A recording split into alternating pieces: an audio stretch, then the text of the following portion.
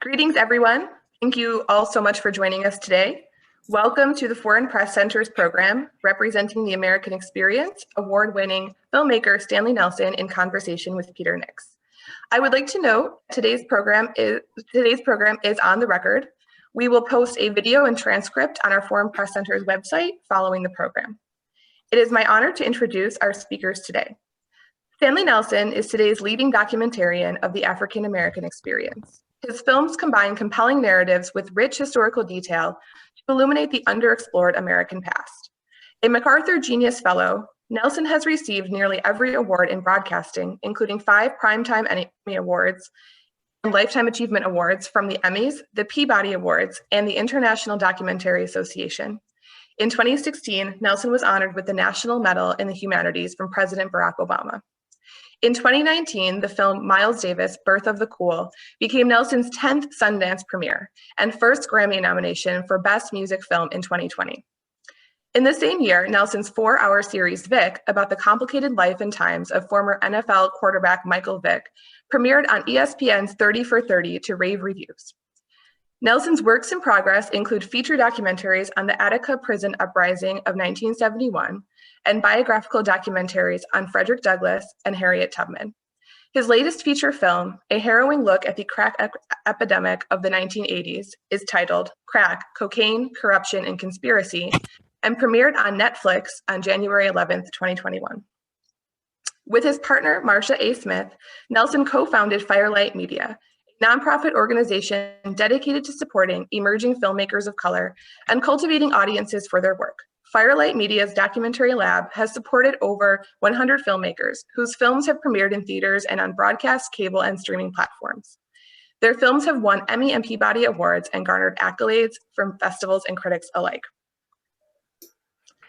Peter Nix is an Emmy award-winning cinematographer, producer, and director known for his immersive camera work and cinema verite style. His critically acclaimed feature documentary, The Waiting Room, won an Independent Spirit Award and was shortlisted for an Academy Award in 2012. The Force, the second in a trilogy of timely immersive documentaries exploring the interconnected narratives of healthcare, criminal justice, and education in Oakland, California, won the 2017 Sundance Directing Prize. Homeroom, the final film in the trilogy, won the inaugural Jonathan Oppenheim Editing Award at the 2021 Sundance Film Festival and will be released in the fall. Nix recently co-founded Proximity Media with fellow Oakland-based filmmaker Ryan Coogler and will oversee the nonfiction division. He is now in pre-production on Anthem, a feature documentary for Disney that will explore the political, musical, and cultural dimensions of the Star-Spangled Banner. Nix is also developing a pair of narrative fiction projects, including Escaping Morgantown, an autobiographical exploration of his addiction and incarceration at the height of the U.S. war on drugs, and The Gold Coat, a film also set in the U.S. prison system, loosely based on real stories of younger inmates caring for older inmates struggling with Alzheimer's disease. Nix is the recipient of the SFFS KRF Screenwriting Grant, as well as a United States Artist Fellow. He received his BA in English from Howard University and his master's in journalism from UC Berkeley. He lives with his family in the San Francisco Bay Area. As a reminder, the views expressed by non-U.S. government speakers are their own and do not necessarily represent the views of the U.S. government.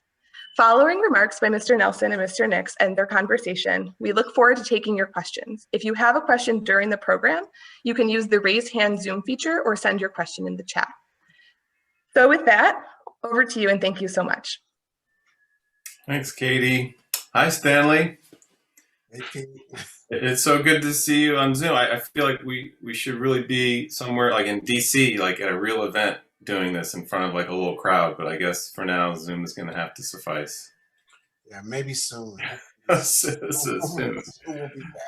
Soon. Well, man, like I don't think there's enough time to sort of have the full conversation. I immediately go to one of your, I mean, the arc, just hearing your bio and just thinking about the arc of your career and what you've accomplished is quite remarkable. But for me, it's you know, I think I first became aware of you because of your film A Place of Our Own, which takes place in Massachusetts and is so reflective of sort of my upbringing as a young Black man in America. And and part of a Black family, and sort of that story being so personal to me and not maybe as reflected in the culture. I mean, I guess that, there was the Cosby Show and some of the fictional sort of stuff that we saw. But what you sort of did over the years between that film and now is quite remarkable. And I was just wondering if you could just sort of give me a quick tour of sort of how you got from there to here. I think that, one of the things that I've always wanted to do is, challenge myself and kind of try to make different films in some way. A Place of Our Own, the film that you mentioned, is my only personal film. It was a film kind of about the Black middle class and centered on Martha's Vineyard. And, it came about because, at the time I made the film, I think I started in 2000, 2001. It was hard to, as an African American, talk about being middle class. Everybody had to be, from the projects, and if you weren't, you surely didn't admit it. And my father was a dentist, and my mother was a librarian, and that's what I come from. And I'm African American, and so we wanted to try to figure out how to make a film about people like me. We settled on doing a film about. It started out being a film about Black resorts and Black resorts in general, and around the country. And we couldn't raise enough money, so then we centered it on Martha's Vineyard. But again, it's that I've really taken it one film at a time. For a long time, my company Firelight, and I did one film at a time. So we did A Place of Our Own, then we did The Murder of Emmett Till, then we did something else, and that's what we did. And just recently, in the last probably 4 or 5 years, since it's been the documentary world has really changed and exploded, we made the decision to kind of expand and do more than one thing at once. Well, I mean, was there a point where you understood how this was shaping up thematically, your body of work, the direction that it was heading in, or was it an organic thing that was done without intention? How would you describe that? Yeah, I think it was done without intention. So I know that you started talking about a trilogy at least, maybe before the first film, The Waiting Room, but certainly, really quickly afterwards, I think. We never thought about that. We never thought about, trying to make a bunch of, civil rights films or whatever. I worked a lot. I made like 7 films for a show on PBS called American Experience. And the great thing about them is they would try to do quality films, but also they would come up with all the money. So they would give me all the money to make a film. And for most of the films, we pitched the film to American Experience. So we were doing a film on Marcus Garvey that they then put in money and bought, and then we said, oh, what about a film on Emmett Till? And then we said, what about a film on Jonestown, et cetera, et cetera, et cetera. And so we did a number of films for them.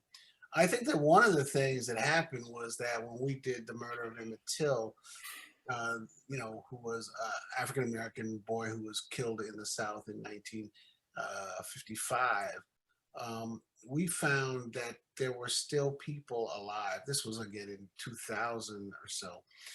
Still people alive, who knew Emmett Till and were there when he was kidnapped and were part of the case. And that we really had hit a sweet spot, because the footage, from 1955 just looks so good, like just as like, it's great, it's all shot on film. And then there were people who were still alive, who could tell this story and tell this story really passionately, because it was something that changed their lives. And we're like, oh, that's really a sweet spot. So in some ways, then we went on to make Freedom Riders and Freedom Summer and Jonestown and other things that were kind of in that sweet spot where people were old, but not too old. And you talked about how the documentary business or the landscape has changed radically. And I can think when I came out of film school in '99, from that point, and that's roughly sort of tracked, a lot of the bulk of your I guess that second half of your career. What did you see in terms of the receptiveness to funders in the marketplace, the interest, like who cared about these stories? Did you see a shift or a change in your ability to raise money for these projects? How easy it was, how difficult it was, based on kind of what was happening in the documentary business? Yeah, I think that that's a many faceted question, and I want to make sure that we hit on at least a few of them, because so much has changed. So when I started making films, I mean, I graduated from film school in like 1976, right? So a long time ago, and there were only three networks. There was CBS, NBC, and ABC, and that was it. HBO did not exist, and then there was PBS.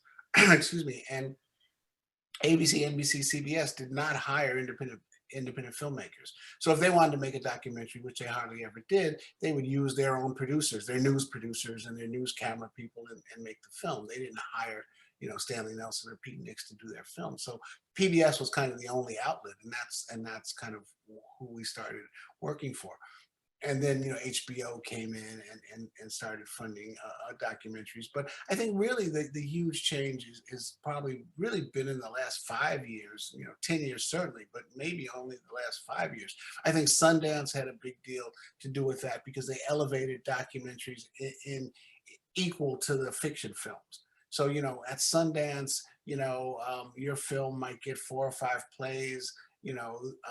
The fiction films get 4 or 5 plays. They select 16 documentaries. They select 16 feature films.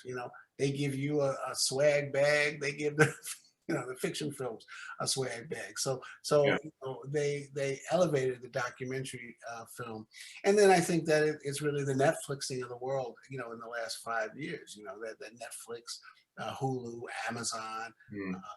ESPN. So many different providers now fund documentaries, and the difference is between PBS is they fund the whole thing. Like Netflix does not give you half the money; they give you all the money. And there's certain strings that are attached. Like when you finish the film, they own it, but they give you all the money, and so who gives you all the money?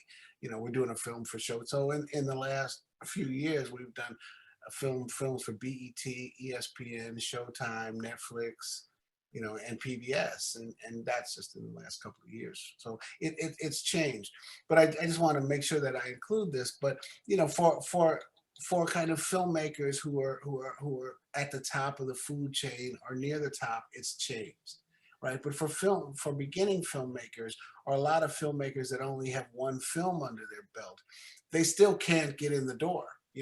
Like they can win a prize at Sundance or win an Emmy, but they still, have a hard time getting it in the door with Hulu, Netflix, Amazon, all these people. So it's changed, for some people on the top, and for some, it really hasn't changed that much. Yeah, I think the popularity. I mean, I think more people are making documentaries. The price of entry is lower with all the sort of, digital cameras and the gear. I mean, I think you can make a phone on this thing now. And so I think a couple things have happened. The avenues or the platforms that are looking for content have increased, but so have also like the number of people who want to make documentaries. Like the popularity of it, I think, is really spiked. Even like in the fiction world, you're seeing people, directors who don't need to be making documentaries want to be making documentaries because there's something about it that's just resonating sort of in our culture. The vibrancy, the immediacy of the stories, the this notion of truth. How do we get it? Sort of truth, I think, is something that feels more dynamic now. Well, I think also, that the passion behind documentaries is still there. I mean, for the vast majority of documentaries, they're made because the filmmaker has a passion for making that subject. I think that very few documentarians, I mean, some do, and they're really good. If they do it, I say, oh, I'm going to make this film, I want to make some money. But there's no reason for making the vast majority of Hollywood fiction films except to make money. That's what they're there to do. They're there to make money. So I think that a lot of times audiences really respond, to the passion that they see in the filmmaking, Yeah. and also that the inventiveness, because so many filmmakers are now taking what's the baseline of documentaries and exploding it and blowing it up, and realizing that they can do so many different things. Yeah. And I mean, the power of your work is so impactful and present and reflective of all these questions that we're digging into in terms of American identity and our story and our history. But you're one guy. How do you scale Stanley? How do you scale that out? And I'm wondering, is that sort of why you started Firelight, or sort of what's the, how did Firelight sort of emerge in the arc of your own evolution as a storyteller, and what was the purpose of that in your mind? Yeah. So the main program that Pete's talking about at Firelight Media is the documentary lab that's been going on for like 11 years. I think you mentioned there's over 100 graduates from the documentary lab. I think I was in the first class. Yeah, you're one of them. You're Broke me into that. You're continuing to be one of the great success stories. But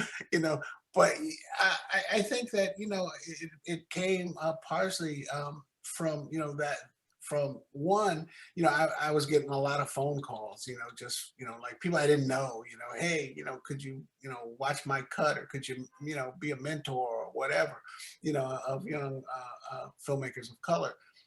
And then talking to other filmmakers, especially, Black filmmakers, they all said, yeah, that's, we're all getting lots of those calls, we're all getting hit up a lot, to kind of help. And I think that also it came from the government, and the TV stations and other places not giving that help anymore. When I was getting into filmmaking, I got into filmmaking because I got on a government program that actually paid me, it was $80 a week, actually, I remember the number. It was $80 a week to be an apprentice filmmaker. Those programs don't exist. I mean, nothing like that exists anymore. So that we were trying to think of maybe, the work that we're doing, helping filmmakers, and other people are doing helping filmmakers, we can kind of institutionalize. And we went into it with two assumptions. One is that there were enough, good filmmakers out there with really good projects, that we could work with, and two, that we could find funding to keep this thing alive and to make it work. And both of those things really proved to be true. I mean, every year we take about 10, 15 new filmmakers, and it's a hard process. I think that last year we got something like 200 applications, and that was during COVID, and that was down from 240. But because of COVID, not because we were actually applying, like in the middle of COVID, where people were scared to even pick up a pen, or put a piece of paper in an envelope. But we're going strong, and we got a great class of filmmakers now. But that's really where it came from, to try to put a framework, around something that I was already doing, and so many other filmmakers were already doing. And thematically,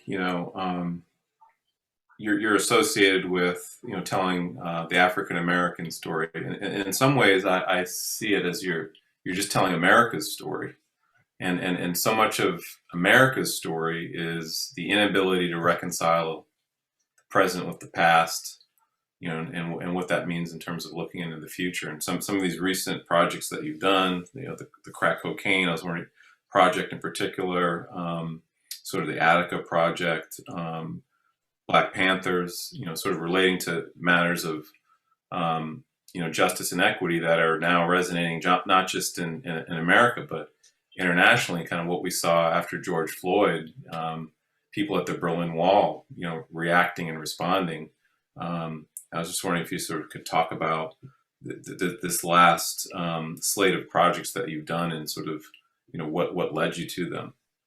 Yeah, I mean, I think that's really funny because when we were doing Black Panther's Vanguard of the Revolution, which I think premiered in 2015, we were actually in the latter stages of editing, and I remember, one of the assistant editors said, "Oh, God, you gotta look at TV and go and see what's going on." And there was, Black Lives Matter protests, and the protests against, African Americans being murdered by the police, and we were like just shocked because the Panthers started because of the very violent and racist police in Oakland, California. That's how they started. And so, we just, it just kind of added another layer of meaning to the film.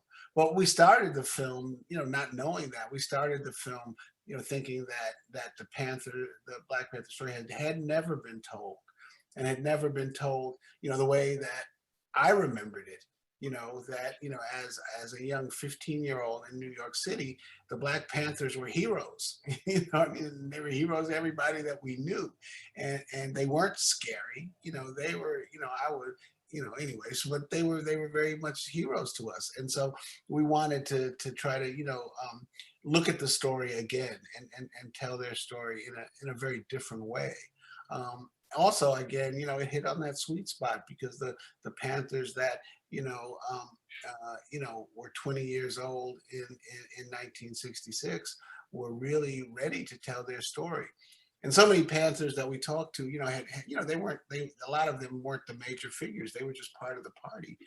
And, they were like, old guys now that, if you see in the supermarket, you're like, would you hurry up? And, you don't realize that you're talking to a Black Panther. And I think that in the same way, we started doing Crack, which is on Netflix now. Plug. We started doing, Crack because, we just felt like the era had never really been investigated, and it hadn't really been looked at it, and the devastation, that came to so many of the users and also the dealers, who thought, they were young kids. And like somebody says in the film, he thought it was a gold mine for the hood, he could sell crack. He ended up being shot 5 times and doing 2 long terms in prison, because he started selling crack when he was 16. But we felt that story had not been told, and that we wanted to have a chance to tell it. And the relationship between those themes and those touch points, this is part of what we're that I wanted to explore, and sort of why I actually even though it wasn't originally conceived as a trilogy, right away I recognized when we were making The Waiting Room, looking at access to healthcare, that there were touch points that related to access to healthcare, and especially the story of crack in America. There's some relationships with the mental health story, or the lack of mental health, for a lot of these communities, and how that relates to the criminal justice system. And so I'm curious about the Attica project and sort of what led to that, and what you were what drew you to wanting to tell that story. Yeah, I mean, I think that Attica's a story that so many of us think we know, but it's like the Panthers. When we were making the Panthers, when we were making it, people would always say, I'd say I'm making a film about the Black Panthers, and they would be like, well, why do you need another film about the Black Panthers? And I would say, well, okay, well, tell me what other film there is about the Black Panthers. I'm not sure I know about another film, like, seriously, tell me about a film. And they're like, and I think that, they're little news stories, but there never had been, a film about it. And I think that that's what we're able to do is kind of dig down deep, so that what happens, is when the anniversary of Attica comes up, right, in September, usually, some news director might say, oh God, Attica's coming up next week, pull the clips, and see if you can find one of the inmates, and the news guys will run out, and there'll be an old inmate sitting there in their house, and they'll do an interview, and they'll be the same clips that you've seen over and over again, but nobody takes a deep dive into it, and to tell you the honest truth, part of the reason why we did the Panthers, right, and part of the reason why we're doing Attica is because we knew that there was footage, right? We knew that the media loved the Panthers and the Panthers loved the media, and so that there was tons of footage about the Panthers that had never been gathered together and used. Attica, part of the story that most people don't know is that the first day the inmates said, we want the press to come in. Like, that's one of their demands. We demand that the press will come, that they bring the press in here, because that was the only way the inmates thought that they would stop the law enforcement from coming back in and killing them. So they wanted media in, and they invited cameras in, and there's tons of incredible footage, of Attica as it went through the 5 days of the rebellion. Yeah, I'm starting to get obsessed with like footage, like found footage films. Like I remember seeing Apollo 11, just being like blown away by that. Like what? Like this, and then Questlove's film, The Summer of Soul. Like that footage was just sitting in a basement in a church. And I'm a verite filmmaker, but to me, archival is verite.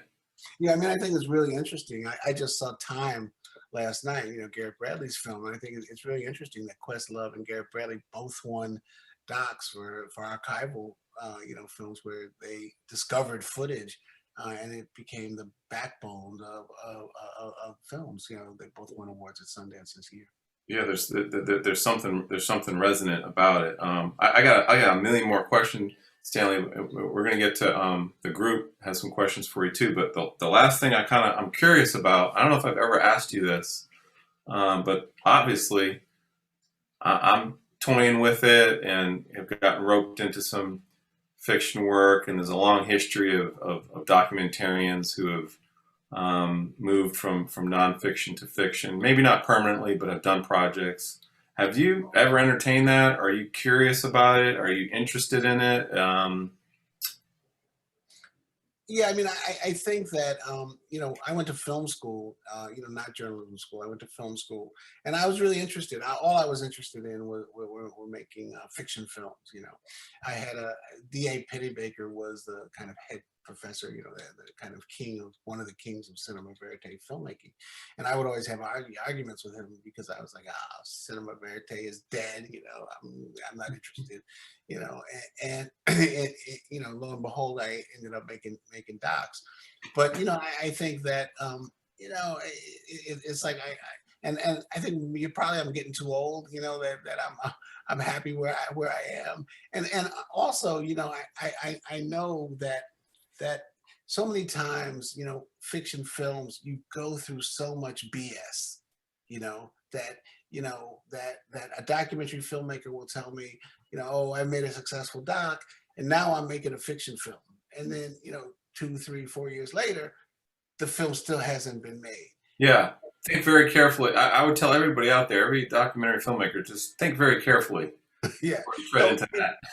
And so in many ways, when I see the filmmaker that make the jump and it works, I'm like, wow, because it can work, and it can be done. It can work very, very well. But I think that I don't have 2 or 3 years to waste anymore. I mean, if I was younger and the landscape looked like it did, I would definitely be trying pitching the fiction films. No, I think we're all going to be very well served by you continuing to do what you're doing. Katie, do you want to pop out for some questions? Thank you. Thank you so much for sharing that fascinating, wonderful conversation with us and our members. So I'd like to remind all of our participants that they can raise their hand on the Zoom feature. Oh, also in person, yes. If they have a question, or they can also ask a question or indicate they have a question in the chat. We actually received a chat from Oyiza Adaba from Africa Related Nigeria in the chat. And so I'd like to call on her first for her question. Thank you. Hello. Thank you, Foreign Press Center, for doing this. This is great. And it's right up my alley. It's great to meet you, Mr. Nelson. I have 1,001 questions, but I'll try and limit it to the time.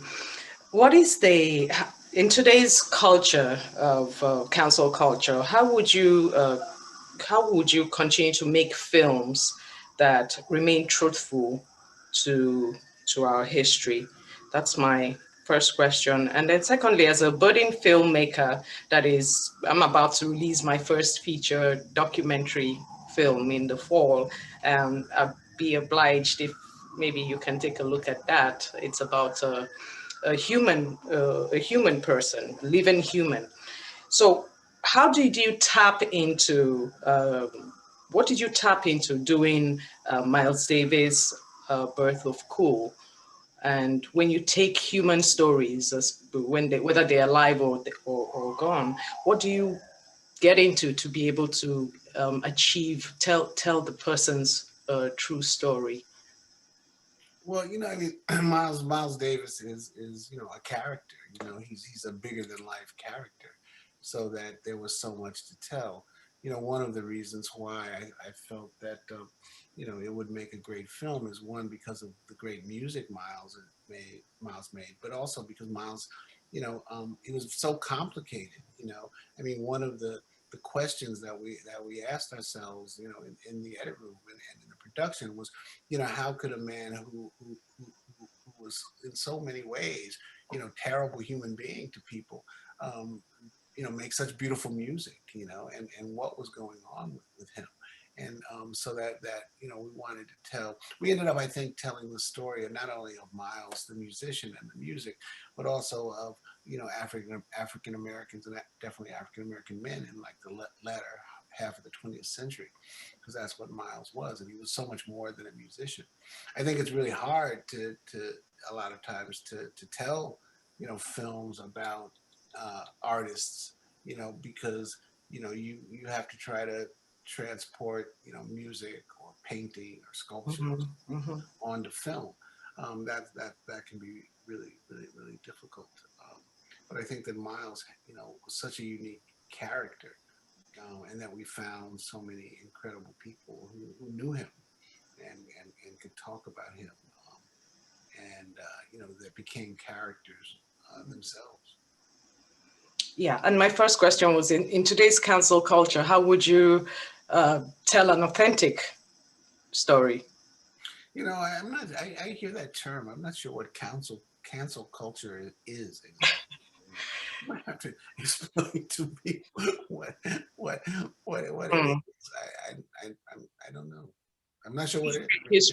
History being distorted, and all of that. But thank you again for your time. Look, I think that when we deal with historical films, I mean, they're facts and they're truths, and we can sometimes take a leeway, and sometimes we can't, so that, to give an example, and if anybody has seen Judas and the Black Messiah, right? Fred Hampton's lawyer, who prosecuted the case against the Chicago police and the FBI, we said, the story was going around that Fred Hampton had been drugged. And we said, well, what was he drugged or not? And he said, well, they did 3 toxicology reports. And the first toxicology report came back that he wasn't drugged. Then the second toxicology came back that he was drugged. Then the third toxicology came back that he wasn't drugged. And so I was like, oh, yeah, well, that's great, but was he drugged or not? And he said, well, I would not go with that story, And it's fine for, Judas and the Black Messiah, right? Because it's a fiction film. That's why we call it a fiction film. But we felt we couldn't go with it, and the murder of Fred Hampton was bad enough without saying something that we had any doubts about. Also because Breitbart, the whatever it is, Breitbart, came after us for facts in the film, and because it was on PBS, the film was on PBS. We had to answer, their challenges, and we answered them successfully. But they were, they challenged stuff. They obviously got somebody to write like a 10-page paper, about like, you said that Huey Newton was killed at 3 a.m, but he was killed at 4:12, and he was not killed at the northwest corner. He was killed at the southeast corner, stuff like that. So we have to be extra careful about the facts and making sure that everything that we say can be backed up, because we're making documentary films. We're not making a Hollywood movie. Sure. Thank you. Thank you. We'll take a question. Ni Fote from the News to Brazil has had his hand raised, and then we'll go to you, Martin, for the third question. Thank you.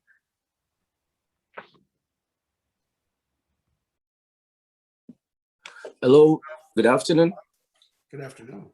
So I'm Lee. I was born in Nigeria and I represent Brazil here.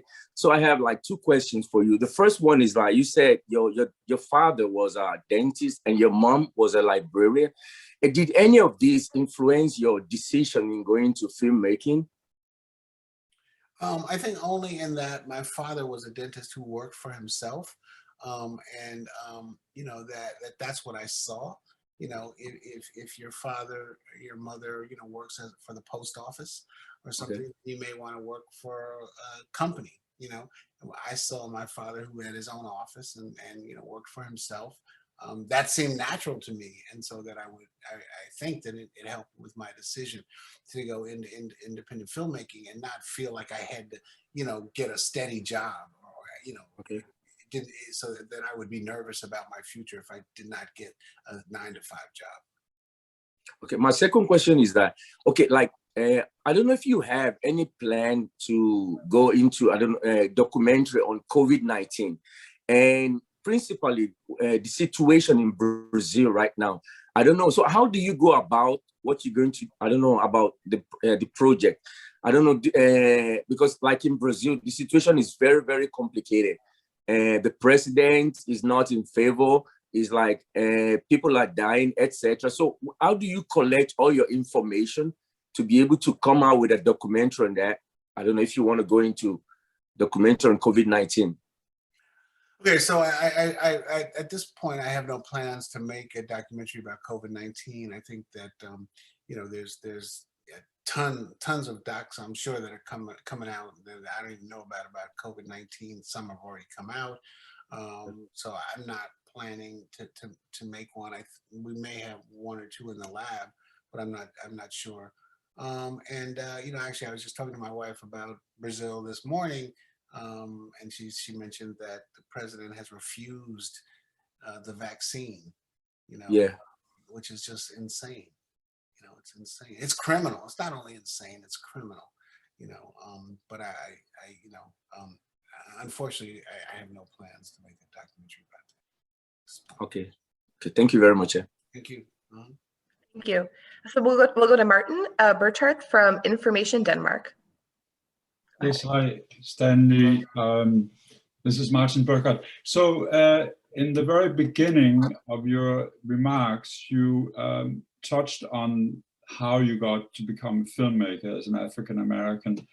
And I wanted to ask you to talk a bit about how difficult it was to break through, and then make some kind of comparison to what we're seeing nowadays, and particularly after the murder of George Floyd, because what we're seeing, I believe, is a great sensitivity on part of kind of mainstream media and film industry as well, to be more inclusive of African Americans and minorities in general, and as well as Native Americans. and I see that you've done a documentary about Wounded Knee. And so do you believe that this movement towards being more inclusive is going to hold up? I wonder, because I think we're seeing some sliding back from last spring.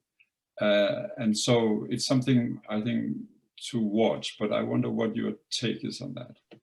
Yeah, I mean, I think that I'll answer that question first. Yeah. So anyway, I think that there have been some changes, and I think I'm right where you are. I think that we're all, especially African Americans, people of color, are like, okay, well, how long is this going to hold up, and what's going to actually happen and what's going to actually change. I think we're living in a weird time in America. If you say that, that there's real change and that people are trying to change. It's also, under the frame, in the same frame as Donald Trump, and Donald Trump almost got reelected. You couldn't think of a worse candidate, ever, than Donald Trump. Whatever you think about Donald Trump, he was a bad candidate. He just, said that people should shoot Drano or something into their veins. People were, 300,000 or 400,000 people had died at that point. He talked about grabbing, molesting women. He was just horrible. He's a bad candidate, but he almost won. So, and that's when we're talking about, advances being made. So I think in some ways advances are being made, but I think that one of the things that I think happens in this country, I'd love for Pete to also to talk about this. The one thing that happens in this country is when advances are made, then suddenly there's a what do you call it? Re-entrenchment or something, Backlash. Then the backs get, okay, well, no. So I think that that's part of what America is. Obama gets elected, and then Trump comes after him. Pete, you got anything to add? Well, I think we tend to find ourselves at the center of very divisive issues. We did with the waiting room in terms of identifying the values of a nation, like how should you provide healthcare to the people, criminal justice, what is the role of law enforcement in society, and so we would find ourselves in these spaces that were incredibly dynamic, where you would have people on extreme ends of these questions, and I think right now we tend to be more exposed to the extreme manifestations, sort of emotional, and we're doing this work with our son. We've had a very difficult year as a family, and he's going through a difficult time. He's 15, and a lot of the work that we're doing with the therapy is about how we have an emotional mind, and we have a rational mind. And if you look at sort of that Venn diagram and where those overlap, and that sliver in the middle is the wise mind, and sort of and trying to find that space, that's the sort of state that you want to try to find yourself in. And I think right now, increasingly, those extremes get more exposure. We're more exposed to them, whether it's through the media or through social media. I don't know the answer.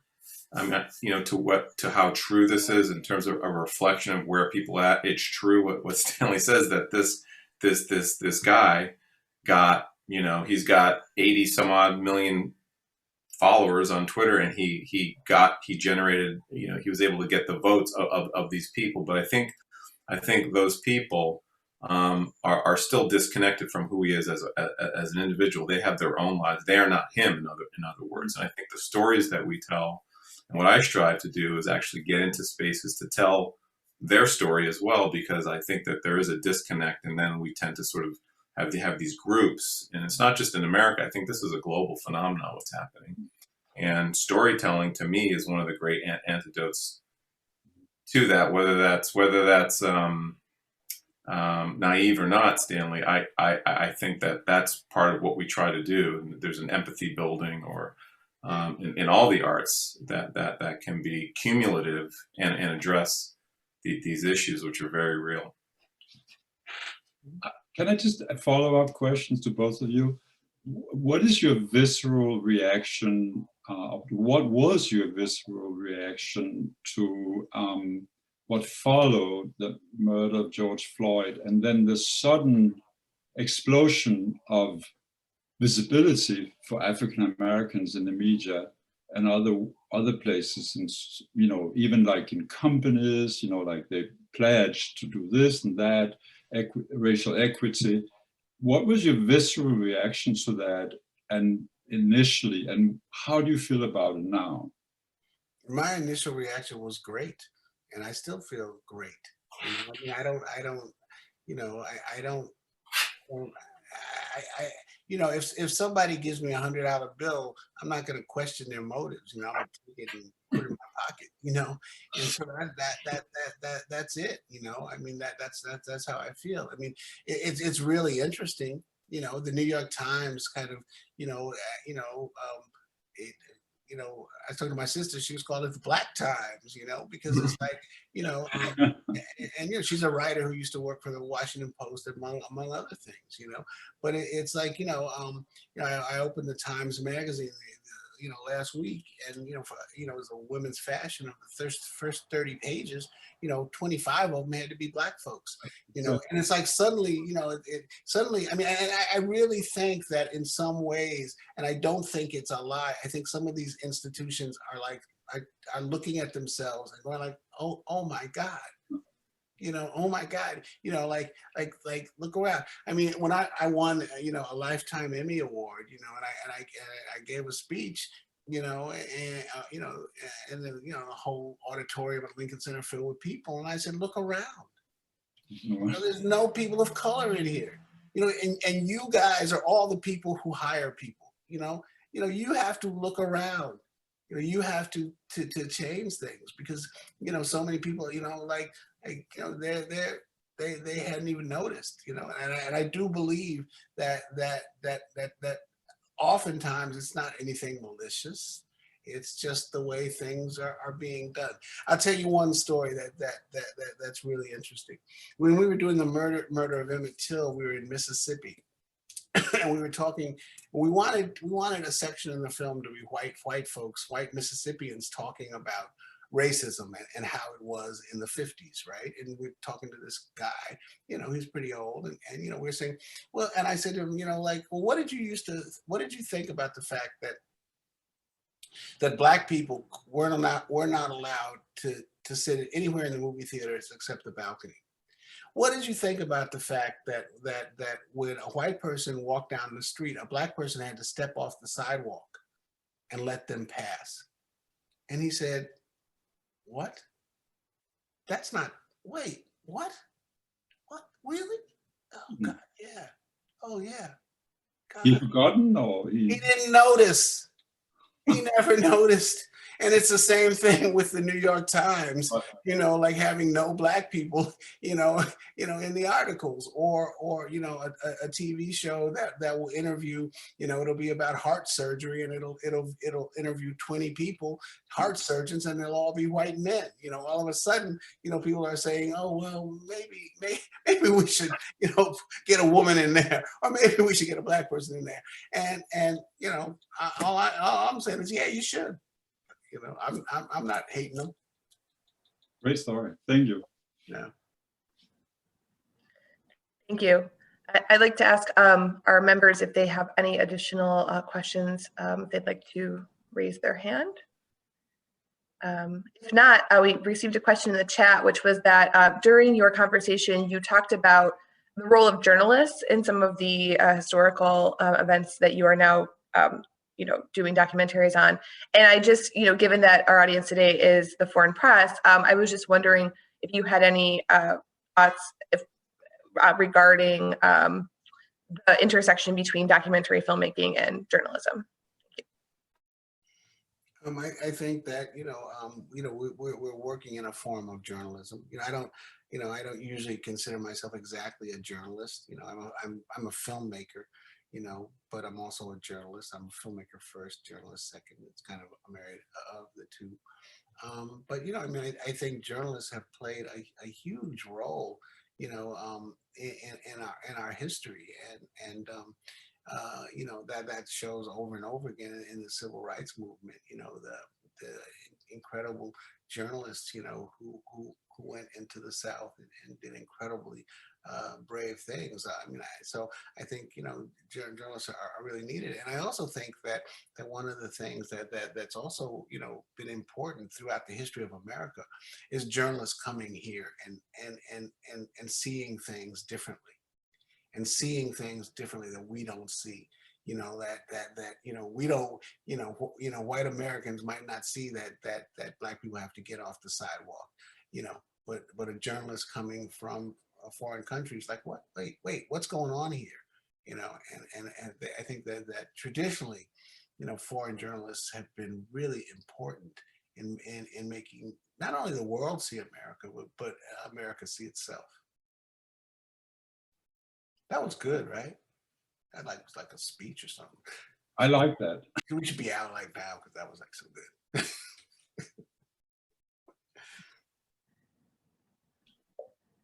Yes, that was great. Thank you. So with that, we just have a few minutes. So I'd like to ask if you have any final remarks, perhaps, before we conclude our program today, for Mr. Nelson and Mr. Nix.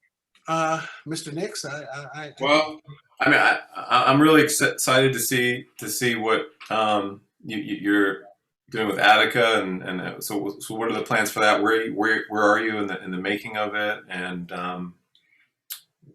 without giving anything away, what should we expect? So Attica, it will be on Showtime, and it's for the 50th anniversary of what do they call it? The commemoration of the rebellion at Attica, 50 years in September. It's September 9th through 13th, I think were the days. And again, we're telling the story. We gotten, I think, together materials that have never been pulled together before. I think we've interviewed probably 8 to 10 inmates who were part of the rebellion, National Guard, the observers who came in, camera people, news people that came in, all of those, and I think we're telling a story that kind of hasn't been told. That forgotten in all of this was the reason why they rebelled. That they were given one roll of toilet paper a month. They were given one shower a week. They were fed on 63 cents a day. That's what the prison spent on food, and that the rebellion was about the conditions in the prison and trying to change the conditions in the prison.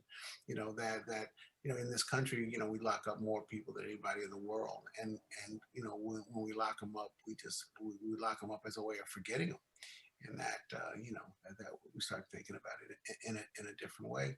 I'd also like to say that Crack, Cocaine, Corruption, and Conspiracy is on Netflix. Miles is on Netflix. Panda's Vanguard of the Revolution is on Amazon.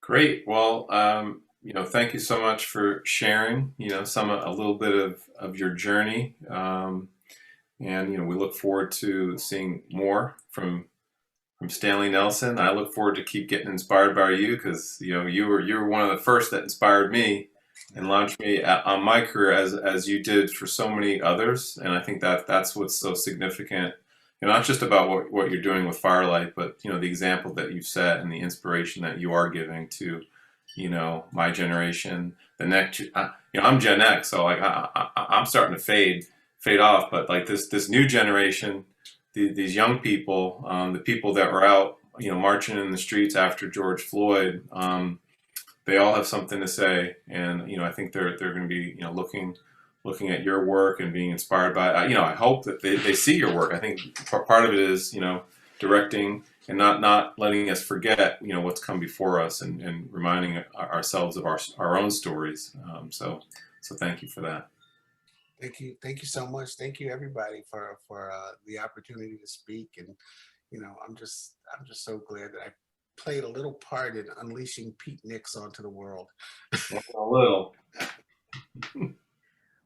Thank you again so much. It's been a great honor and privilege to have you with us today. And this concludes our program. We will post the transcript and video on our website. So with that, thank you again so much. Thank you all. Thanks Thanks, a lot. everybody. Thanks for doing this, Pete. Bye. Thank you. All right. Thank you all. Thanks for watching.